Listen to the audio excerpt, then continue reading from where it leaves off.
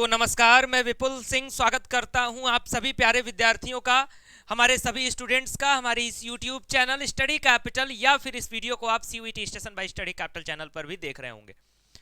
आज के इस वीडियो में बात करेंगे सीयूईटी यूजी 2024 डीयू यानी दिल्ली यूनिवर्सिटी का सीएसएएस पोर्टल ओपन हो चुका है, यानी काउंसलिंग का पोर्टल ओपन हो चुका है। तो काउंसलिंग कराएं कैसे, ये सवाल एक बड़ा मन में गूंज रहा है कि किस तरीके से प्रोसीजर होगा, क्या क्या स्टेप्स फॉलो करने हैं।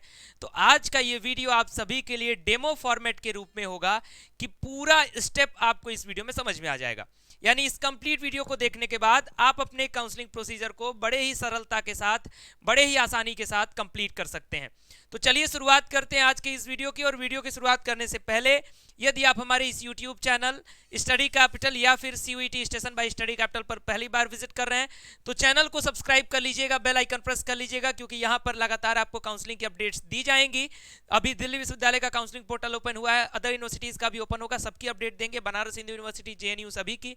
तो दोनों चैनल सब्सक्राइब करिएगा। यदि स्टडी कैपिटल पर देख रहे हैं तो CUET station bye study capital का लिंक डिस्क्रिप्शन बॉक्स में है, और अगर CUET station bye study capital पर देख रहे हैं तो उसे भी सब्सक्राइब कर लीजिए। ये चैनल पूरी तरह से यूजी स्टूडेंट्स के लिए, सीयूईटी यूजी के स्टूडेंट्स के लिए। साथ में हमारे व्हाट्सएप ग्रुप का लिंक, टेलीग्राम चैनल का लिंक भी डिस्क्रिप्शन बॉक्स में नीचे दिया जा रहा है, उसे भी सब्सक्राइब करके रखिए। व्हाट्सएप ग्रुप में जुड़ जाइए, वहां हर एक वीडियो का लिंक हम आप तक पहुंचा देते हैं जो भी सीयूईटी की अपडेट्स आती हैं अलग अलग विश्वविद्यालयों की। ठीक, हमारे व्हाट्सएप का नंबर भी आप नोट कर सकते हैं 9336257345। इस नंबर पर मैसेज करिए अपना नाम, कोर्स का नाम और किस यूनिवर्सिटी की काउंसलिंग के लिए आपको सहयोग चाहिए। DUCSAS counselling portal step by step procedure को हम लोग जानेंगे। स्टेप बाय स्टेप प्रोसीजर में किसी भी यूनिवर्सिटी के काउंसलिंग का बताऊं या फिर फॉर्म भरने का प्रोसीजर बताऊं, एकदम इनिशियल स्टेज से बताता हूं ताकि आपको किसी की भी सहायता लेने की आवश्यकता ना पड़े। आप चाहें तो अपने मोबाइल से भी काउंसलिंग करा लें, हम इस तरीके से प्रोसीजर बताते हैं। तो सबसे पहले आप चाहे कंप्यूटर पर, चाहे डेस्कटॉप, चाहे लैपटॉप, चाहे मोबाइल, कहीं पर भी सर्च करें admission.uod.ac.in। यदि मोबाइल से कर रहे हैं तो मोबाइल को डेस्कटॉप मोड कर लीजिएगा। admission.uod.ac.in जैसे ही ओपन करेंगे कुछ इस तरीके से वेबसाइट खुलेगी, यहाँ मोदी जी का फोटो भी देखने को मिलेगा। ठीक, तो जैसे ही आप नीचे स्क्रॉल करोगे, नीचे स्क्रॉल करने के बाद यहाँ लिखा हुआ है अंडर ग्रेजुएट यूजी सीएसएस 2024 और रजिस्ट्रेशन लिंक। आपको रजिस्ट्रेशन कराने के लिए किस पर क्लिक करना होगा? रजिस्ट्रेशन लिंक पर। अब देखो कई सवाल और भी मन में आ रहे होंगे कि रिजल्ट नहीं आया तो काउंसलिंग कैसे कराएं, डॉक्यूमेंट्स क्या क्या लगेंगे, सबका वीडियो मैंने पहले ही बना के दे दिया चैनल पर। तो चैनल के प्रीवियस वीडियोस में विजिट करिए, सहयोग आपको मिल जाएगा इस वीडियो को देखने के बाद। अब यहाँ लिखा है ऑलरेडी रजिस्टर्ड, वहां लिखा है न्यू रजिस्ट्रेशन। तो सबसे पहले शुरुआत कहां से करना है? न्यू रजिस्ट्रेशन से शुरुआत करना है। अब देखो जैसे ही आप न्यू रजिस्ट्रेशन से शुरुआत करोगे, आपको अपना जो एप्लीकेशन नंबर था आपका सीयूईटी वाला, उसको फिल करने के लिए कहेगा, अपना date of birth, day, month और ईयर फिल करने को कहेगा। यहाँ एक कोड शो करेगा, इस कोड को फिल करने को कहेगा, रजिस्टर बटन पर क्लिक करने को कहेगा। जैसे ही आप इस रजिस्टर बटन पर क्लिक करोगे, मैं आपको दिखाता हूँ कि आगे क्या प्रोसीजर इसका होता है। जैसे ही हमने, पहला स्टेप यही था ना, application number, date of birth और ये वेरिफिकेशन का कैप्चा कोड। जैसे ही आपने उस पर क्लिक किया, आपके ईमेल पर एक ओटीपी जाएगी। जिस ईमेल से आपने फॉर्म भरा था, जो फॉर्म में आपने ईमेल डाला था, वहां एक ओटीपी जाएगी। ये ओटीपी यहां पर फिल कर देना होगा नेक्स्ट स्टेप में। उसके बाद आपको एक पासवर्ड बनाना होगा, कम से कम 6 कैरेक्टर्स का वो पासवर्ड होना चाहिए। नीचे एक और कैप्चा कोड शो करेगा। इतना करने के बाद सबमिट ओटीपी पर क्लिक करिएगा। जैसे ही आप सबमिट ओटीपी पर क्लिक करते हो, आपका जो रजिस्ट्रेशन का न्यू रजिस्ट्रेशन का ऑप्शन है वो समाप्त हो जाएगा। यानी न्यू रजिस्ट्रेशन और ईमेल ओटीपी वेरिफिकेशन का आपका काम हो गया। अब इतना करने के बाद वापस से आपको कहां पर आना है? तो ये होम सेक्शन पर आप वापस से आ जाइएगा। अब जैसे ही होम सेक्शन पर आएंगे, यहाँ आपने सीयूईटी एप्लीकेशन नंबर जो आपका है, ये लॉगिन वाले ऑप्शन में आप आ जाना है। यहाँ एप्लीकेशन नंबर डालेंगे, यहाँ जो पासवर्ड आपने अभी बनाया है थोड़ी देर पहले वो डालेंगे, कैप्चा कोड डालने के साथ लॉगिन बटन पर क्लिक करेंगे। अब जैसे ही देखो लॉगिन बटन पर क्लिक करते हो तो क्या होता है मैं दिखाता हूँ। यहाँ पर आपके सामने ये लॉगिन बटन था, यहाँ एप्लीकेशन नंबर डाला, यहाँ पासवर्ड डाला, यहाँ अपना कैप्चा कोड टाइप किया, लॉगिन बटन पर क्लिक किया। उससे पहले ऊपर सारी डिटेल्स वेबसाइट पर शो कर रही हैं कि रजिस्ट्रेशन फीस 250 रुपये अंडर ग्रेड आपके अनरिजर्व कैटेगरी यानी जनरल कैटेगरी के लिए, ओबीसी और ईडब्ल्यूएस के लिए, साथ में एससी एसटी और पीडब्ल्यूबीडी के लिए कितना है? 100 रुपये की फीस है। इतना करने के बाद आप लॉगिन बटन पर क्लिक करोगे। लॉगिन बटन पर जैसे ही क्लिक करोगे, आपके सामने कुछ डिटेल्स शो करेंगी, डॉक्यूमेंट्स वगैरह की, कुछ टर्म एंड कंडीशंस। तो ये मैंने आपको ऑलरेडी वीडियोस में बता दिया है। तो इनको देखने के बाद यहाँ लिखा हुआ है I have read all the important information, तो आप इस पर क्या करोगे, टैप कर दोगे। जैसे टैप करके यहाँ सबमिट पर क्लिक करोगे, नेक्स्ट ऑप्शन आपका ओपन हो जाएगा।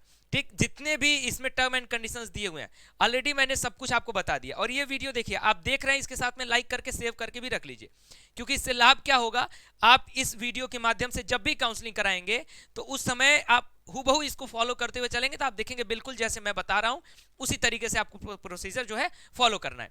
यानी लॉगिन ऑप्शन का था, रीड टर्म एंड कंडीशंस का था, हमने लॉगिन कर लिया। अब इतना करने के बाद हमारे इस काउंसलिंग फॉर्म को कंप्लीट करने के लिए टोटल 7 स्टेप इस पे शो करता है। Number 1, number 2, number 3, number 4, number 5, number 6 and number 7। सारे जो प्रोसीजर्स हैं वो कठिन नहीं है, शुरुआती प्रोसीजर ही कठिन है जिस पर विशेष ध्यान रखना है। चलिए तो चलते हैं नंबर 1 पर। तो पहला प्रोसीजर क्या है, स्टेप नंबर 1। अब यहां पर ये स्टेप जो 7 मैंने बताया अब ये शुरू हो रहे हैं। ठीक है, तो स्टेप नंबर 1 क्या है, पर्सनल डिटेल्स का, जिसमें क्या आपको भरना है, अपना नाम, आपका जेंडर कौन सा है, डेट ऑफ बर्थ क्या ऑलरेडी भरा होगा, सिटीजन ऑफ इंडिया है, यस करना होगा, नो करना होगा, जो भी हो, मैक्सिमम लोग तो सिटीजन ऑफ इंडिया ही है। कैटेगरी क्या है आपकी, माइनॉरिटी है कि नहीं है तो यस, नहीं है तो नो। स्टेट क्या है, कम्युनिटी क्या है, अगर आप किसी कैटेगरी से बिलोंग करते हैं तो उसका सर्टिफिकेट नंबर क्या है। ध्यान रखिएगा ईडब्ल्यूएस और ओबीसी का जो सर्टिफिकेट इशू डेट है वो 1 अप्रैल 2024 के बाद का मांग रहा है, इसलिए उसको बनवा लीजिएगा, मैंने डॉक्यूमेंट वाले वीडियो में बताया भी है। फिर candidate email, mobile number, state कौन सा है आपका, फैमिली इनकम कितनी है और क्या आप सिंगल चाइल्ड हैं, फिर माताजी का नाम क्या है, माताजी का ऑक्यूपेशन क्या है, मोबाइल नंबर, ऑफिस एड्रेस, पिताजी का नाम, ऑक्यूपेशन और मोबाइल नंबर। उसके बाद यदि आप एम्प्लॉय वार्ड कोटा है तो यस, नहीं तो नो। उसके बाद अदर कोटा यानी पीडब्ल्यूबीडी वगैरह कुछ भी है आपका, आर्म फोर्स कोटा है कुछ है तो यस, नहीं है तो नो। आईडी प्रूफ आपको देना है। फिर यहाँ पर फिर आपको यहाँ किस यूनिवर्सिटी में आप करेंटली अगर इनरोल हैं तो यस करना है, नहीं है तो नो। उसके बाद आपको यहाँ अपने एड्रेस का सेक्शन भरना है, एड्रेस का पूरा सेक्शन भरना है, ये सारा एड्रेस का सेक्शन ही है, देखिए एड्रेस का सेक्शन भरा आपने। फिर बैंक डिटेल भी आपको भरनी है अपने फीस रिफंड वगैरह के लिए, मान लीजिए कि फॉर्म अगर रिजेक्ट हो जाता है किसी कारण से तो उसके लिए आपको अपनी बैंक डिटेल भी भरनी है। इतना करने के बाद आपको यहाँ सबमिट बटन मिलेगा, इस सबमिट बटन पर क्लिक करिएगा। तो स्टेप नंबर 1 पर्सनल डिटेल्स पूरी डिटेल्स का है, तो जैसे ही इसको आराम से सावधानी से सही भरिएगा, गलती मत करिएगा इसमें। सबमिट बटन पर क्लिक करेंगे तो प्रीव्यू का ऑप्शन आ जाएगा, यानी स्टेप नंबर 1 का प्रीव्यू पूरा का पूरा आपने जो यहाँ भरा वो आपको यहाँ शो कर देगा। आप देखिए मैंने हाइड कर दिया, हाइड इसलिए किया क्योंकि ये कुछ कम्युनिटी गाइडलाइंस होती हैं, इसको हम लोग ब्रेक नहीं कर सकते, इस वजह से किसी की पर्सनल डिटेल्स हम आपको नहीं शो कर सकते, इसलिए हमने इसको हाइड कर दिया। तो सब कुछ आपको यहाँ शो करेगा, आप मिला लीजिएगा, सब कुछ सही है तो नेक्स्ट पर क्लिक करिएगा, गलत है गड़बड़ है तो एडिट पर क्लिक कर दीजिएगा। ठीक, तो नेक्स्ट पर मैंने क्लिक किया। अब जैसे ही मैं नेक्स्ट पर क्लिक करूंगा हमारे सामने सेकंड ऑप्शन आ जाएगा, यानी सेकंड स्टेप आ जाएगा। सेकंड स्टेप क्या है, एकेडमिक डिटेल्स का, मैंने ऊपर लिखा हुआ है। एकेडमिक डिटेल्स में क्या है, board of education, result status, board roll number, year of passing, ये सारी डिटेल्स आपसे पूछेगा, यानी किस बोर्ड से आपने पास किया है, रिजल्ट क्या है, पास है या अवेटेड है, उसके बाद बोर्ड का रोल नंबर क्या है, ईयर ऑफ पासिंग क्या है। इतना करने के बाद आपसे एडिशनल डिटेल्स में कुछ और चीजें पूछता है, लेकिन आप जैसे ये चीज भरते हो ना एग्जामिनेशन डिटेल्स, अब आपके सामने और ऑप्शन खुल जाएगा, subject taken in board examination, कौन कौन सा सब्जेक्ट आपने लिया है, मैक्सिमम मार्क्स कितने थे, कितना आपने ऑब्टेन किया, यहां तक वही डिटेल्स आपको भरनी है। ठीक, सारे सब्जेक्ट की डिटेल भरनी है। इतना करने के बाद अब आप क्या करोगे, आपके सामने एडिशनल डिटेल्स का ऑप्शन आएगा कि लास्ट स्कूल कौन सा था, किस तरीके का स्कूल था, प्राइवेट था, सेमी गवर्नमेंट था, गवर्नमेंट था, स्कूल का लोकेशन क्या था, मीडियम किस स्टडी में आपने मीडियम किया, मतलब किस मीडियम में आपने पढ़ाई किया था, फिर हिंदी लैंग्वेज आपने किस क्लास तक भरा है। इतना करने के बाद सबमिट बटन पर क्लिक करेंगे। जैसे ही सबमिट बटन पर क्लिक करेंगे फिर स्टेप नंबर 2 यानी एकेडमिक डिटेल्स का प्रीव्यू वाला ऑप्शन आपके सामने इस तरीके से यहाँ पूरी डिटेल्स शो करेंगे। चेक कर लीजिएगा सही भरा है आपने तो ठीक है, नहीं तो एडिट कर सकते हैं, सही है तो नेक्स्ट बटन पर क्लिक करके आगे बढ़ेंगे। स्टेप नंबर 3, स्टेप नंबर 3 बहुत इजी है, इसमें पूछता है स्पोर्ट्स कैटेगरी के बारे में, यदि स्पोर्ट्स कैटेगरी है तो फिल करना है, नहीं है तो नेक्स्ट पर क्लिक करके आगे बढ़ जाना है। उसी तरीके से स्टेप नंबर 4 ईसीए सुपरमेटरी कोटा के लिए है तो अगर है तो क्लिक करना है अप्लाई करने के लिए, नहीं है तो नेक्स्ट करके आगे बढ़ जाना है।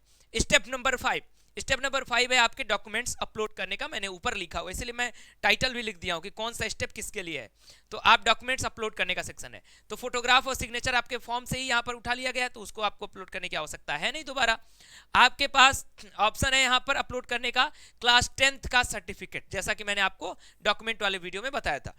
तो क्लास 10th का सर्टिफिकेट यहाँ पर सेलेक्ट फाइल पर क्लिक करेंगे, 100 केबी से लेकर के 500 केबी के बीच का होना चाहिए, जेपीजी, जेपीईजी या फिर पीएनजी फॉर्मेट में।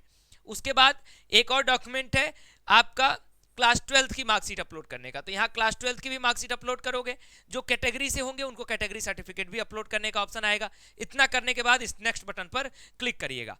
अब जैसे ही आप नेक्स्ट बटन पर क्लिक करोगे, आपके सामने आपके पूरे एप्लीकेशन फॉर्म का, यानी शुरू से लेकर के यहाँ 1 नंबर से लेकर के 6 नंबर तक जितना डिटेल्स आपने फिल किया है, जो मैंने ब्लैक करके ढक दिया है, यहाँ पर पूरा आपका डिटेल शो करेगा कि आपने जो जो फिल किया है। एक बार फिर से चेक कर लीजिएगा कि हाँ मैंने कुछ गलती तो नहीं की है। अगर गलती किया है तो आप वापस जा करके बैक करके एडिट कर लीजिएगा, और नहीं गलती हुई है तो यहाँ डिक्लेरेशन बाय एप्लीकेंट लिखा है, यहाँ कुछ स्टेटमेंट लिखा है, स्टेटमेंट को आई एग्री बटन पर क्लिक करिएगा, सबमिट पर क्लिक कर दीजिएगा। जैसे आपने सबमिट पर क्लिक किया, आपके सामने अब स्टेप नंबर 7 का प्रोसीजर आपके स्क्रीन पर होगा, यानी वेरीफाई एंड पे का ऑप्शन। वेरीफाई एंड पे में क्या होगा, जितना भी आपने भरा, आपका नाम, date of birth, category, gender, mother's name, father's name, address और सारे जो इंफॉर्मेशन थे आपने पढ़ा, एलिजिबिलिटी क्राइटेरिया फॉलो कर रहे हो, सारी इंफॉर्मेशन जो आपने दिया है ये सब कुछ सही है। इस सारे चेकबॉक्स में आपको इस तरीके से टिक करते जाना है। जैसे जैसे टिक होता जाएगा सब कुछ कंप्लीट हो जाएगा। उसके बाद यहाँ आपके सामने 2 ऑप्शन है, पेमेंट गेटवे या फिर होम पे लेटर। अगर तुरंत पेमेंट करना चाहते हो तो इन सारे चेकबॉक्स पर टिक करने के बाद पेमेंट गेटवे पर टिक करना, आप चले जाएंगे पेमेंट गेटवे की ओर। या फिर अभी रुक के पेमेंट करना चाहते हैं तो होम पर क्लिक करिएगा, पे लेटर वाला ऑप्शन।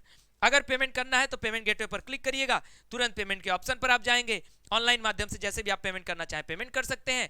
₹250 आपका लगता है जनरल ईडब्ल्यूएस ओबीसी के लिए, और ₹100 लगता है SC ST और PWD के लिए। तो मैं उम्मीद करता हूं कि इस वीडियो में स्टेप बाय स्टेप प्रोसीजर मैंने जितना आपको समझाया सब कुछ समझ में आ गया होगा। कहीं से भी कोई भी कठिनाई दिल्ली विश्वविद्यालय के काउंसलिंग फॉर्म को भरने में आपको नहीं फेस करनी पड़ेगी, मैं ऐसा उम्मीद रखता हूं।